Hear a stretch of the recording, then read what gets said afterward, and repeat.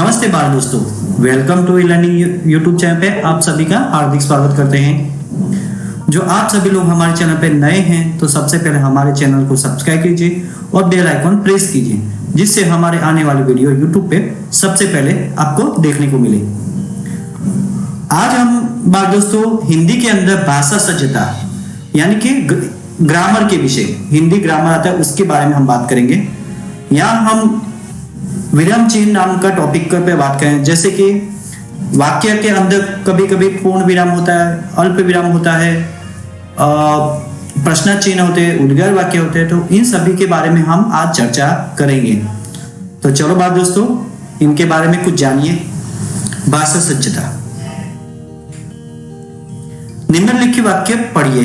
तो यहाँ वाक्य दिए गए, हमें वाक्य को पढ़ना है। पहला वाक्य, हम पाठशाला जाते हैं। दूसरा वाक्य है, विनय तुम्हारा गृह कार्य पूरा हो गया। फिर से बोल रहा हूं, विनय तुम्हारा गृह कार्य पूरा हो गया। तीसरा वाक्य, वाह क्या शानदार छक्का मारा। तो इन वाक्यों में चिन्ह आए हैं। कौन से चिन्ह है? तो पहला देखो, पूर्ण विराम जैसा प्रश्न चिन्ह, फिर अल्प विराम और उद्गार चिन्ह। प्रत्येक चिन्ह अपना विशेष भाव और अर्थ रखता है।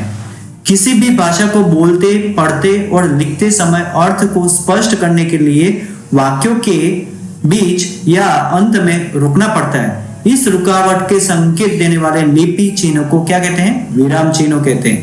याद रखना बाल दोस्तों, तो किसी भी भाषा को बोलते, पढ़ने और लिखते समय अर्थ को स्पष्ट करने के लिए वाक्यों के बीच या अंत में जो रुकना पड़ता है, इस रुकावट के संकेत देने वाले लिपि चिन्हों को क्या कहते हैं? विराम चिन्ह कहते हैं। तो पहले वाक्य में क्या आया था? पूर्ण विराम। दूसरे वाक्य में दो चिन्ह आए थे, एक अल्प विराम और प्रश्न चित्र।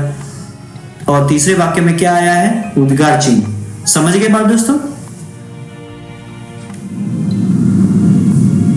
तो बात दोस्तों, यहां हम सभी विराम चिन्हों के बारी बारी परिचय करेंगे।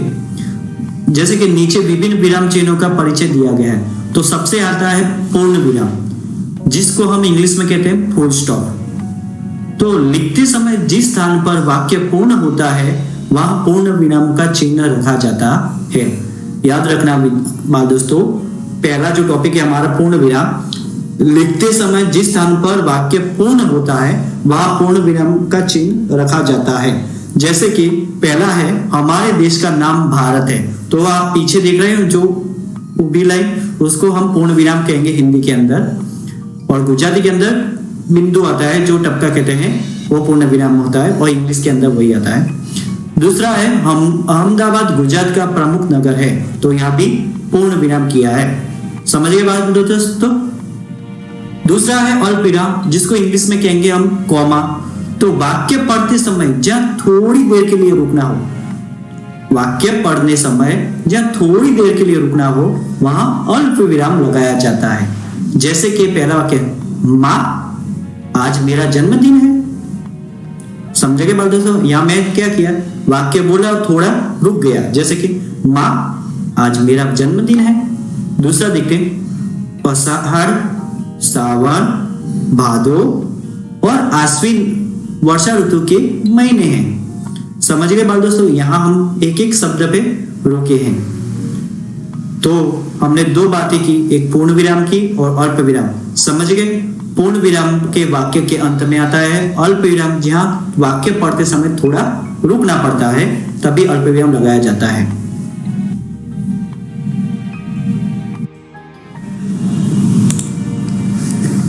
तीसरा वाक्य, प्रश्नवाचक चिन्ह, जिसको इंग्लिश में कहते हैं मार्क ऑफ इंट्रोगेटिव। और आपने वो निशान भी देखा होगा प्रश्नांक का।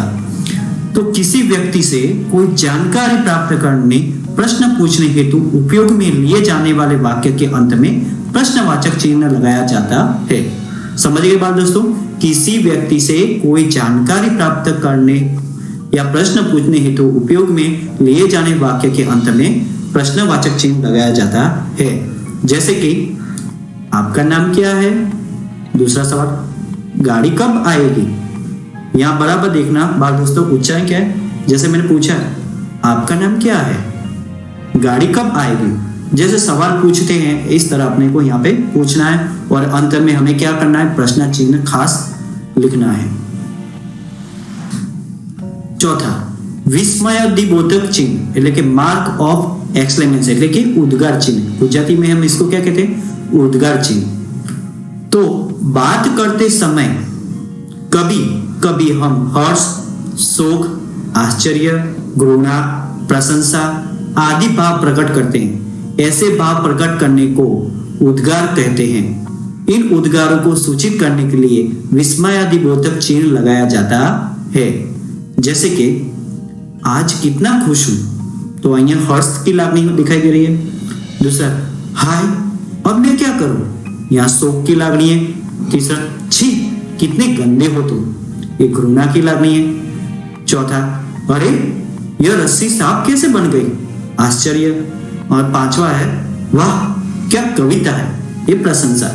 तो बाल दोस्तों, यहाँ सभी हर्ष, शोक, घृणा, आश्चर्य, प्रशंसा, इन सभी में क्या कौन सा चिन्ह यूज किया, विस्मयादिबोधक चिन्ह का उपयोग किया गया, यानी कि उद्गार वाक्य किए गए। तो इसके अंत में आप देख सकते हैं यहाँ उद्गार का एक लिटी खींच के उसके नीचे एक बिंदु है।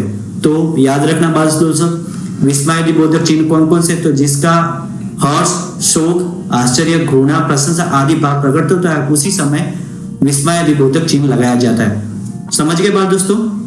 हाँ बाल दोस्तों, ये सभी हम विराम चिन्हों की बात करें, आप सभी एक नोटबुक में लिख लेना और तैयार भी कर देना। बाल दोस्तों, आगे का है हमारा पांचवा योजक चिन्ह, जिसको इंग्लिश में कहते हैं हाइफन। दो शब्दों को जोड़ने के लिए योजक चिन्ह का प्रयोग किया जाता है। याद रखना बाल दोस्तों, दो शब्दों को जोड़ने के लिए योजक चिन्ह का प्रयोग किया जाता है। जैसे कि एक नंबर, यहाँ कोई छोटा बड़ा नहीं है। दूसरा, सुख दुख सबके जीवन में आते हैं। तो बाल दोस्तों, यहाँ छोटा बड़ा और सुख दुख इस दोनों के बीच में एक योजक चिन्ह दिया गया। देखो एक लिटी की गई, ये योजक चिन्ह है। तो यहाँ छोटा बड़ा और सुख दुख में योजक चिन्ह का प्रयोग किया गया है। छठा है निर्देशक चिन्ह, जिसको हम कहते हैं डैश। तो इसमें आप लोगों योजक चिन्ह में देखो हाइफन और डैश दोनों में कोई डिफरेंस, दोनों सेम ही लग रहे हैं, परंतु उसका उच्चारण कैसे होता है, किस कहाँ यूज होता है उसको समझना है। तो निर्देशक चिन्ह की बात करें, वाक्य में किसी बात की स्पष्टता करने के लिए निर्देशक चिन्ह लगाया जाता है। याद रखना बाल दोस्तों कि वाक्य में किसी बात की स्पष्टता करने के लिए निर्देशक चिन्ह लगाया जाता है। जैसे कि पहला है, कृपया मुझे निम्नलिखित पुस्तकें भेज दिए, फिर क्या किया गया, डैश किया गया। दूसरा है, ये नए लड़के टीम में लिए गए, वे थे, फिर डैश किया, कौन से, अशोक, मोहन, गणेश। बातचीत कंस में दिया गया, वार्तालाप कंस पूरा में भी निर्देशक चिन्ह का प्रयोग होता है।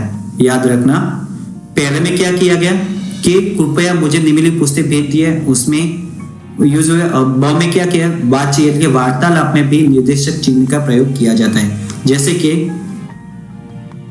दुकानदार, फिर डैश એટલે निर्देशक चिन्ह, आपको क्या चाहिए, दुकानदार, फिर डैश, आपको क्या चाहिए। तो इस तरह यहाँ निर्देशक चिन्ह का प्रयोग किया जाता है। समझ गए बात दोस्तों? सातवां है हमारा कोष्टक, जिसको इंग्लिश में कहते हैं ब्रैकेट। तो किसी शब्द के अर्थ को स्पष्ट करने के लिए कोष्टक का प्रयोग होता है। जैसे कि आज विद्युत, यानी कि उसमें विद्युत का मतलब क्या होता है, बिजली का उपयोग बढ़ गया है। समझ गए बात दोस्तों? इसमें ब्रैकेट का उपयोग क्यों यूज होता है, क्योंकि किसी शब्द के अर्थ को स्पष्ट करने के लिए कोष्टक का प्रयोग होता है। जैसे यहाँ उदाहरण दिया गया है कि आज विद्युत, इसमें मैंने इसका मतलब क्या दिया गया है कि विद्युत का मतलब बिजली का प्रयोग बढ़ गया है। आठवां है अवतरण चिन्ह, जिसको इंग्लिश में कहते हैं इन्वर्टेड कॉमा। तो यहाँ दो अवतरण चिन्ह आते हैं, एक तो इक हरा अवतरण चिन्ह और दूसरा दो हरा अवतरण चिन्ह। अब इनका उपयोग कैसे होता है उनके बारे में जाने। पहला है इक हरा अवतरण चिन्ह, यानी एक। तो इक हरे अवतरण चिन्ह का प्रयोग किसी उपनाम, रचना या पुस्तक के शीर्षक के आदि को उद्गत करते समय किया जाता है। जैसे कि पहला है, हमने दयालु शिकारी कहानी पढ़ी। तो यहाँ देखो किसको उद्देश्य किया, दयालु शिकारी को। दूसरा है गोपाल दास नीरज प्रसिद्ध कवि है, तो यहाँ किसको अलग किया है, नीरज। तो यहाँ उपनाम रचना या पुस्तक के शीर्षक को उद्घुत करते समय एक हरा अवतर चिन्ह किया गया है। दूसरा है दोहरा अवतर चिन्ह। दोहरा यानी कि किसी व्यक्ति के कथन को मूल रूप में उद्घुत करने के लिए दोहरे अवतर चिन्ह का प्रयोग किया गया। यानी कि कोई व्यक्ति कथन यानी कि कोई कुछ वाक्य बोलते हैं तो उनको किसमें, दोहरा अवतर चिन्ह में हम बताते हैं। जैसे कि नेहरू चाचा कहते थे, क्या कहते थे, आराम हराम है, तो इनमें देखो इनमें दोहरा अवतर चिन्ह का उपयोग किया गया। दूसरा है लाल बहादुर शास्त्री ने कहा था जय जवान जय किसान, तो इसको भी हमने दोहरा अवतर चिन्ह में समावेश किया गया। तो समझ गए बात दोस्तों, एक हरा अवतर चिन्ह और दोहरा अवतर चिन्ह कहाँ यूज होता है वो आप लोग ध्यान से समझ गए होंगे। अब प्रश्न नंबर 8, निम्नलिखित वाक्यों में उचित विराम चिन्ह लगाए। तो बाल दोस्तों अब आप लोगों ने विराम चिन्ह बराबर ध्यान से एक एक पारी बारी समझ गए होंगे। अब यहाँ वाक्य दिए गए हैं उनको आपको विराम चिन्ह लगाने हैं, समझ गए। तो यहाँ वाक्य दिया गया है, आप पहले वाक्य पढ़ लिए। पहला छी छी छी, तुमने यह क्या किया। दूसरा वैशाली ने मैंग से कहा घर चलो। तीसरा वाह मजा आ गया। और चौथा अरे तुम नहीं गए। तो इनमें वाक्य में विराम चिन्हों का उपयोग करना है। और याद रखना बात दोस्तों, ऐसे एग्जाम यानी कि परीक्षा के अंदर आपको वाक्य दिए गए होंगे और उनको लिखा होगा, सूचना दिया होगा कि निम्नलिखित वाक्यों के उचित विराम चिन्ह कीजिए। तो आप इनको विराम चिन्ह में रूपांतर किए। तो पहला वाक्य है छी छी, तुमने यह क्या किया। दूसरा है वैशाली ने मयंक से कहा घर चलो। देखो यहाँ अल्प विराम और दोहरा अवतर चिन्ह उपयोग किया गया। पहले में क्या किया, विस्मय बोधक उद्गार चिन्ह। तीसरा वाह मजा आ गया, यहाँ भी विस्मय बोधक उद्गार चिन्ह। चौथा अरे तुम नहीं गए, जो अरे में पहले क्या गया, उद्गार चिन्ह, और तुम नहीं गए उसमें पूर्ण विराम। तो बात दोस्तों यह वीडियो कैसा लगा आपको, जो अच्छा लगा तो लाइक करना, और जो आप लोग हमारे चैनल पे नए हैं तो सब्सक्राइब करना और बेल आइकॉन प्रेस करना, जिससे आप हमारे YouTube चैनल पे आने वाले नए वीडियो आप सभी को सबसे पहले देखने को मिले। और हाँ बात दोस्तों, यह वीडियो आप लोग अपने दोस्तों को भी शेयर करना, जिससे भी उनका भी फायदा हो। थैंक यू, धन्यवाद, आभार। बात दोस्तों आपको ये वीडियो कैसा लगा, जो अच्छा लगा तो लाइक करना, और आप लोग सभी नए हो तो हमारे चैनल को सब्सक्राइब करना और बेल आइकॉन प्रेस करना, जिससे आने वाले वीडियो आप सभी को सबसे पहले YouTube पे देखने को मिले। धन्यवाद, आभार।